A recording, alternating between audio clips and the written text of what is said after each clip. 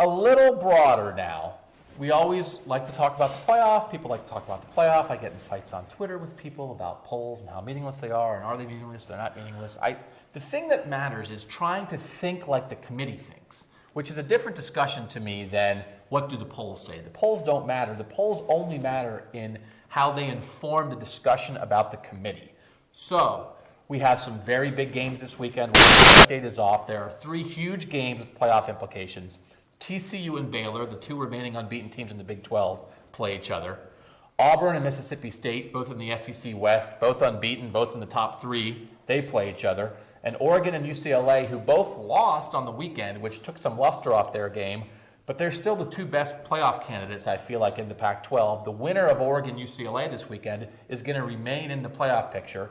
All those games, believe it or not, are at 3:30 on Saturday. So if you're not watching Ohio State, sit down at your TV and watch these 3 games.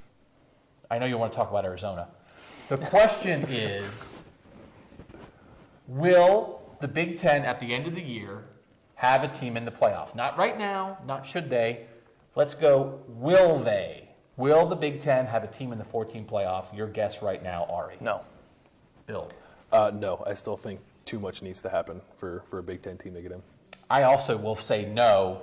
And I know we talked a lot early in the year. The thing that the Big Ten can't escape, it was a wild, crazy weekend for college football. We know that. But it was a wild, crazy within conference play. Yeah. You cannot erase the Big Ten's non-conference losses. And I think there's a possibility that those are going to come back to hurt them when you're trying to compare conference champs. Because that's what it's going to come down to. It's not really about what conference you're in necessarily, but it's about who you get to play in that conference. And so when you look at a team like Arizona right now, for instance, which is an upstart, undefeated team off a huge win at Oregon, they're still going to play a lot of good teams in the Pac-12. They're going to play UCLA. They're going to play USC. They're going to play Arizona State. More good teams than Michigan State and Ohio State will get to play. We're going to get to find out, for instance, whether Arizona or not is for real, right? Yeah, I mean, it's a shame when you can't earn quality wins in your own conference. And Ohio State, I mean, like you said, Arizona already has the best win in college football this year. Arizona's probably not going to run the table, but they're not going to because they have to play the teams you just mentioned. Right. But if they do, then they're unquestionably a playoff team. Maybe even if they only lose 1 game, say they lose to UCLA by 8 points or 6 points, and then they run the table and win the Pac-12, they still have a better resume than what Ohio State's going to have if they run the table. So it's just Ohio State has 1 shot at beating Michigan State on the road, and they also need Michigan State to hold up their end of the bargain and by not losing again. And it still is going to be questionable. I think there's going to be, when we get to the end of the year, I think that there's going to be more discussion, I think, than we anticipate right now about whether or not a Big Ten team should get in. Because I think I would assume that either Michigan State or Ohio State is going to finish with 1 loss and probably be the Big Ten champion. Mm-hmm. And then, Florida State playing Notre Dame, one of those teams is going to have a loss. Possibly whoever comes out of the Big 12 is going to have 1 loss. The second place team in the SEC West is going to have a lot of 1-loss teams, and I think either Michigan State or Ohio State is going to be in that mix. So I think we'll be talking about it later. I think absolutely that team is going to be in the discussion. And I think Ohio State is doing everything it can possibly do since the Virginia Tech loss to start to get back into this discussion. It's not just winning. It's winning very impressively. It's winning in a fashion that can maybe put that Virginia Tech loss behind you and treat it as a one-time thing, and that's not the team they are anymore. I think by the end of the year, if Ohio State continues on this path, I think Ohio State potentially would make a very, very strong case to be one of the top 1 in the country. I just think they are still going to need help, and we know there are going to be losses we don't expect. But you're still going to have to, have your conference help you a little bit. It would help if Nebraska would be really good and be there waiting in the Big Ten title game. The conference has to help them. There's 2 things that I'll say. 1, Michigan State did them a favor last year because they won their bowl game and they beat the Pac-12 team. And I know that last year has nothing to do with what the committee is going to say, but these are people, and the way a person feels about a team could be different based on the way that they viewed them in the past. Mm-hmm. That's a fact. So the fact that the Big Ten team not only won in Big State, which was a very good team last year, and then went on to, in the Big Ten championship, it was a big game, and they went on to win their big bowl game. So the Big Ten champion, the best team in the Big Ten, was an elite team last year. Two, it's just funny to me to think that Ohio State was so close to winning that Virginia Tech game. Mm-hmm. They erased that lead. They had the ball.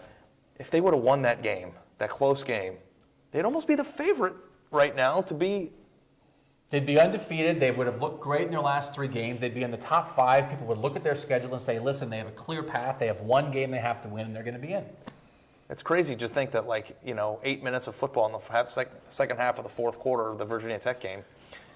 Which is when people love to say that college football has the best regular season in sport because of all this. And people were worried when you expanded it and went beyond the 2 teams getting in that you would hurt the regular season, which is ridiculous. I mean, you still pay for every loss. It's still a tiny, tiny little percentage of teams that get a chance to play for a national title. That one bad game early in the year still has a chance to really hurt Ohio State. I agree with the idea. You don't want to get to the point where you say, if you win this week or not, it doesn't really matter. You're fine. You pay for your losses. So I think the thing that in the end could hurt Ohio State or any Big Ten team is I'm still convinced that 2 SEC teams are going to get in. Yep. I still think, Florida State has an inside track in a weaker conference with that coming off a national title. If you assume, doesn't mean it's going to happen, but I like to think of those are 3 spots that are taken. That means everybody else is fighting for one spot. That's the Pac-12 champ, the Big 12 champ, Ohio State, Notre Dame, everybody else fighting for one spot. No matter who you are, that's going to be a hard battle to win. That will do it this week for our Big Ten Ohio State show. The Buckeyes off this week. Then they start a run at home against Rutgers the next week. We will take it all the way through until the end of the year. It's not that far until we get to Michigan State. It will be here before you know it. So always follow us all week. We have a huge series this week during the bye week led by Ari talking about recruiting quarterbacks, how they get here. We're looking at it nationally. We're talking about Danny Clark, a 2017 Ohio State quarterback recruit. That story is up on the website on Tuesday. We're going to have stuff about Joey Burrow, Torrance Gibson, J.T. Barrett. We love to talk about quarterbacks. We're talking about how they get here. It was a very in-depth, took us a long time.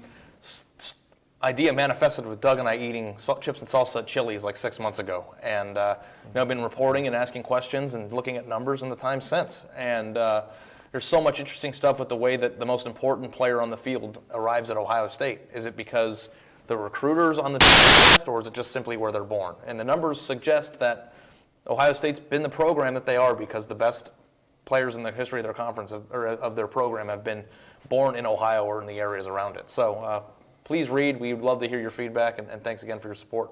Thanks again for watching. Ari Wasserman, Bill Landis. I'm Doug Lesmerises. Thanks for paying attention here on cleveland.com.